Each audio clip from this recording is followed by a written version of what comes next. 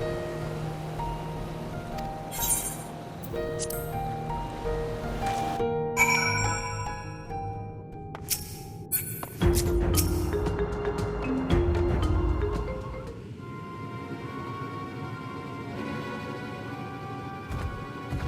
ruins alone were impressive enough, but I never dreamed such a treasure lay hidden in the depths of the bounty. It may have been helpful to know this device existed, Your Excellency. My apologies. The gate was a secret I shared with none but my closest advisors. I feared for what might happen should those with ill intentions learn of its existence.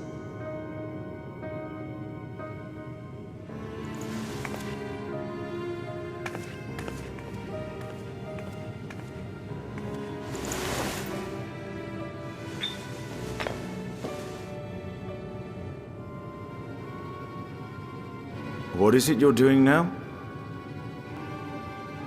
There's something I wish to verify. The NOAA reports claim that a short stint into the void carries little risk of etheric imbalance. Should one suffer an injury, however, or if one's expedition drags on longer than intended, that risk becomes significantly greater. Graha theorized that a warding scale would confer protection from the void's corrupting influence. But I would prefer to test that hypothesis before we set foot in the 13th ourselves. So, this is an experiment of sorts? Yes, an experiment. Tell me, how would you go about testing the efficacy of the warding scale?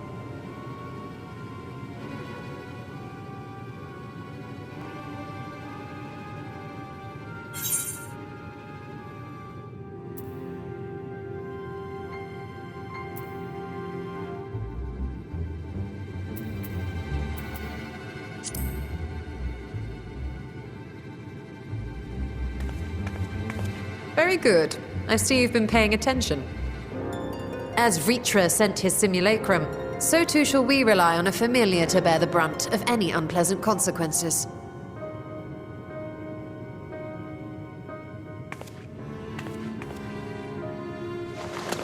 Now, a lowly imp can navigate a fissure, no matter how narrow. Which means an arcane entity of similar stature should be able to manage the same. I hadn't wanted it to come to this, but no other familiars will do, I'm afraid.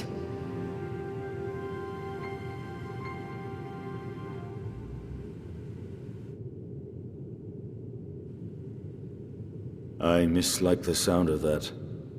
What manner of fiend does she mean to summon?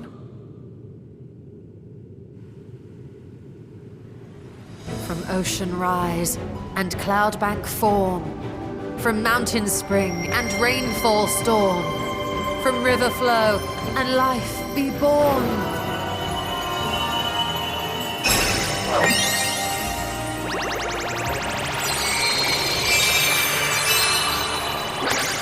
Water, water, froth and foam!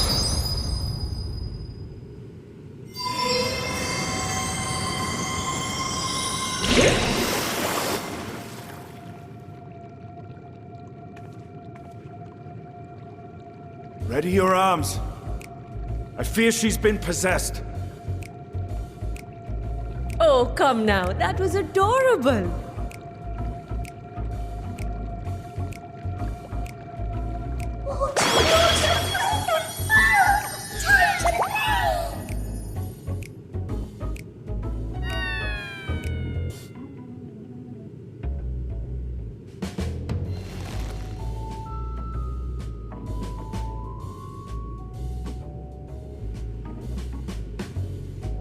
Though not my first choice, these familiars I conceived of as a child have the best chance of fitting through the gate. I only wish my younger self had considered a more dignified ending to the creation ritual.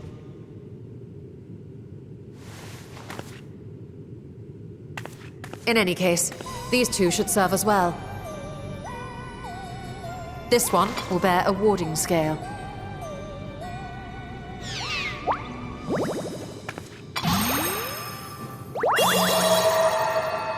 And when they return from the 13th, we can observe how the talisman, or absence thereof, has affected the progress of the Void's corruption. If I could impose upon you to open the gate. Your Excellency? Ah, yes, of course. We should also be wary of void scent slipping through while we conduct our experiment.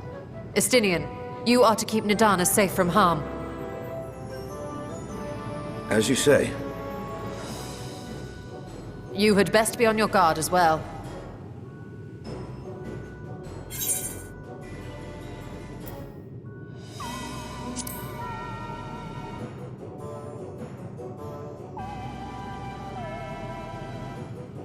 Oh, are you volunteering to join the Nixies? I could shrink you down, you know.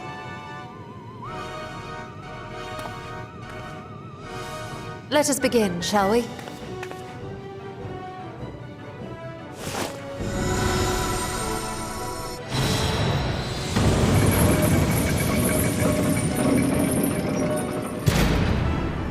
Nixies, into the void.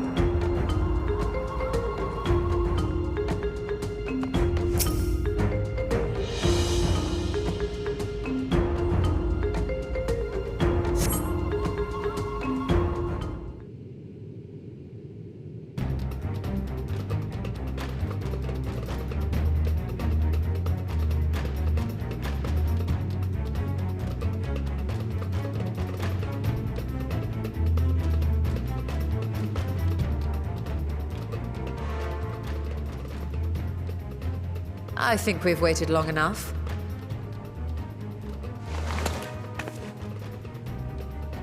Nixies, return to my side.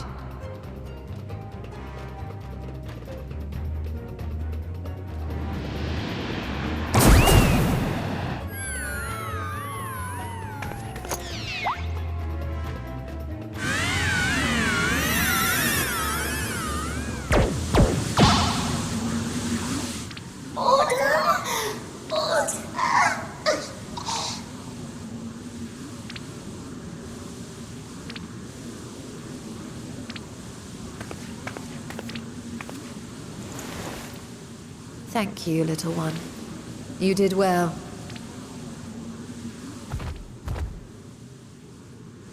Oh, the poor thing.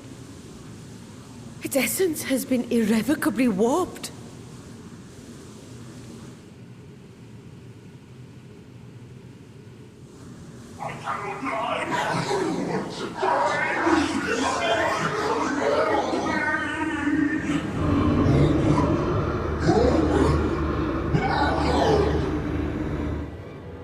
We're out of time! I must reseal the Void Gate.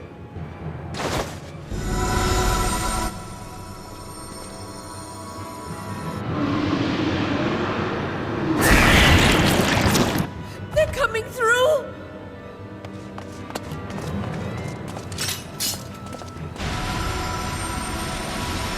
In the name of Alzadal III, I bar this door unto the Void!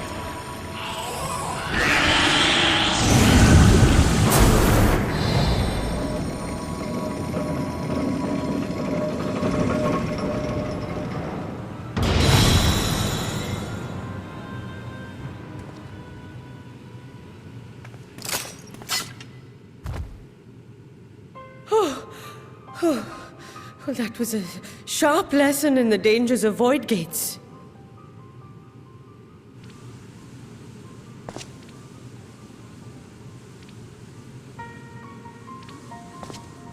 And what of our experiment? I'd say the results speak for themselves.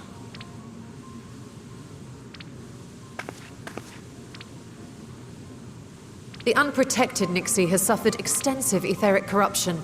As Nidana observed, It's well on its way to becoming a void scent. The one merged with the talisman, however, appears unaffected. I sense no changes to its equilibrium.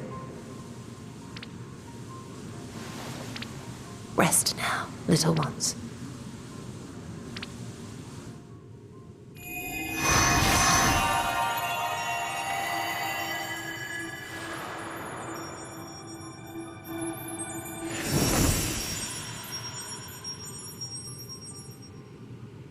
Graha's theory was correct, then. So it would seem. But while our second familiar was untouched by void energies, the talisman itself shows signs of degradation. It was, of course, originally designed to shield the soul from primal tempering. It stands to reason that etheric corruption of a different sort would affect it differently. We may need to modify the warding scale's design to account for the 13th's uniquely unstable ether. You've said much of the Void's instability, but my imagination fails me. What manner of place is this broken world? My apologies. I forget that not all of us spend our days sequestered in dusty archives.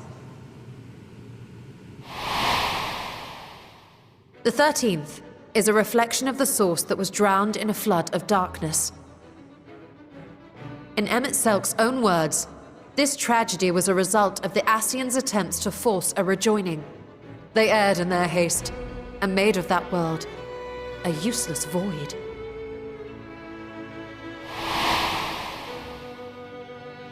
You remember Una Kalhai, the unusual child we met during our troubles with the Warring Triad.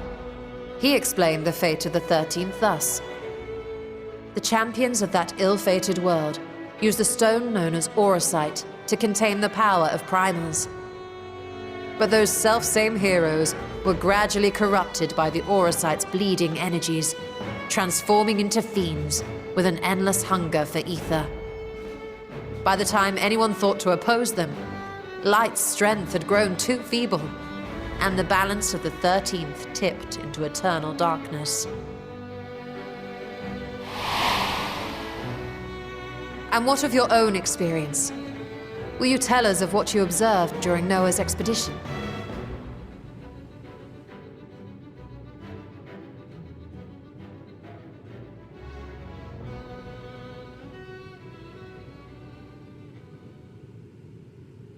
I can picture it now. The sunless, Stygian expanse, infested with legions of ether-starved monstrosities.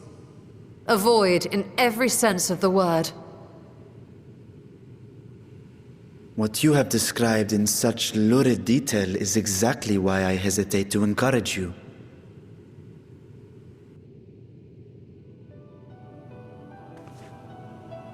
Worry not, great Vritra. Our journey into the 13th is but the first leg of a longer voyage. A voyage that shall lead us to other reflections, to new mysteries and discoveries. And I mean to be there every step of the way.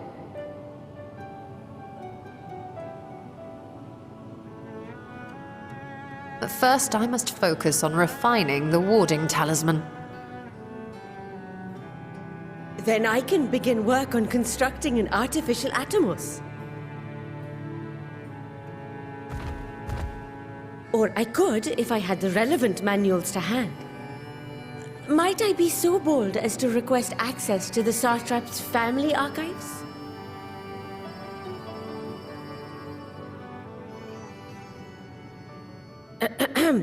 Your Excellency?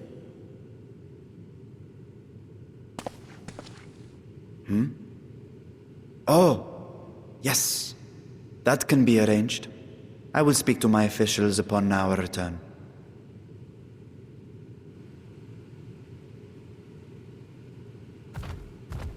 We will see you back in the city then.